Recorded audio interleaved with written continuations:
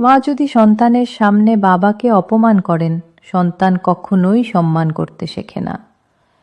একটা শিশু বই থেকে যতটা শেখে তার চেয়ে অনেক বেশি শেখে ঘরের ভেতর থেকে। প্রথম শিক্ষক মা, দ্বিতীয় শিক্ষক বাবা।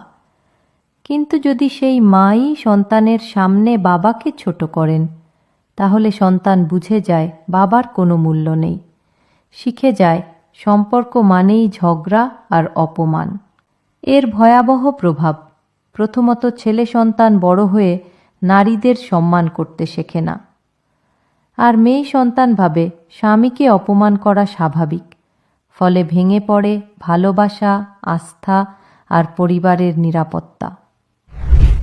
মনে রাখবেন, আজ যদি কোনো স্ত্রী সন্তানের সামনে তার স্বামীকে অসম্মান করে, তাহলে কাল সেই স্ত্রীকে নিজের সন্তান অপমান করতে দ্বিধা করবে না।